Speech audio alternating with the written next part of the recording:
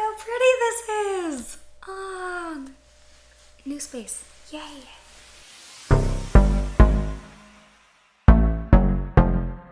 Welcome to a new segment. I'm calling it I'm Having Feelings because, despite popular belief, I have feelings. I put on makeup just for this video. I hope you appreciate the work that I do for you.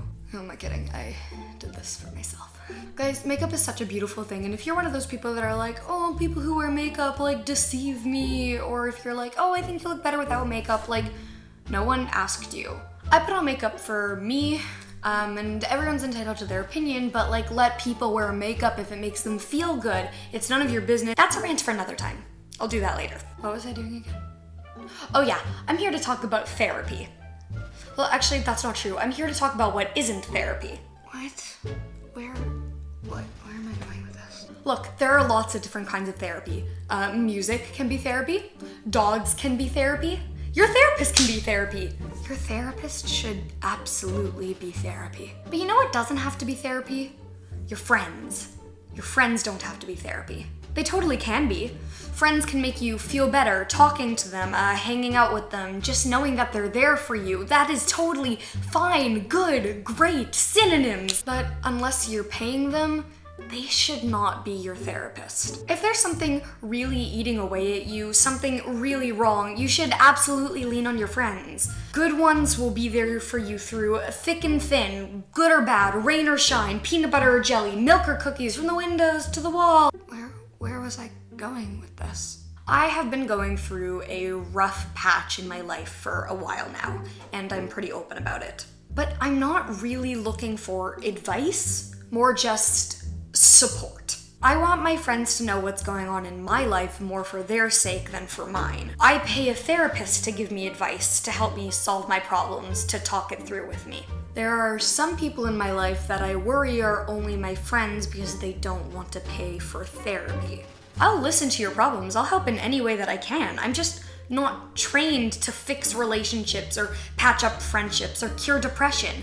I'm still trying to figure those things out for myself. Yet for some reason, I find that there's something in the way that I communicate that makes people move from venting to therapy.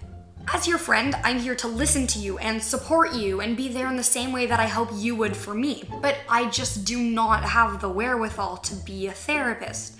Educationally, emotionally, physically, spiritually. Other, what does that even mean? Another reason that friends should not be therapists, in addition to the fact that they aren't necessarily paid or trained to be one, is the effect that that role may have on your relationship.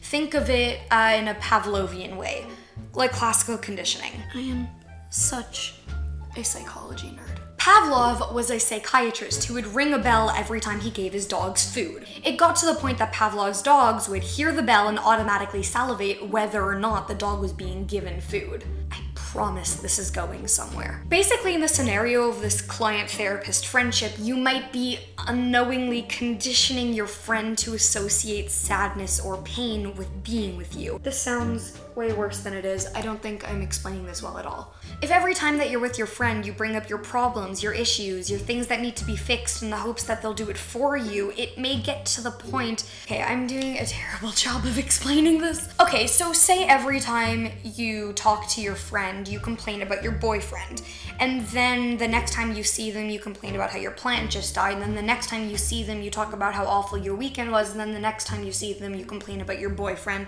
and then the next... You get it. If that's the only thing that you ever talk to your friend about, even when you do talk about something else, your friend might habitually think about your problem with your boyfriend, or your roses, or your weekend. You are the bell. Is everyone gonna get offended that I just compared their friends to dogs? I mean, this is the internet. Everybody gets offended by everything here. Please don't get offended by that. Also, in addition to the fact that you shouldn't have a codependent relationship, your friend might have something that they're going through that they don't feel comfortable talking about, but you're talking about your own problems might unearth theirs. That's more of a case-by-case basis, and I would hope that they would feel comfortable enough to talk about it, but hey, different folks, different strokes, right? Is that insensitive? Should I cut that out? Am I talking to myself? I'm gonna end this video. Look, your friends are there to support you, to be with you, to talk things through with you.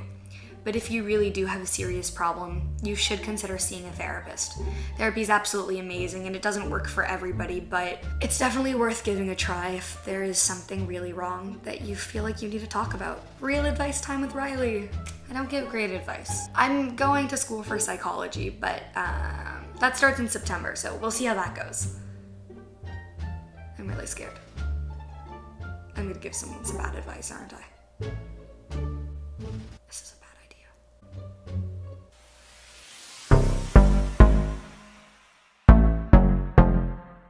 There's something in my eye. There's definitely something in my eye.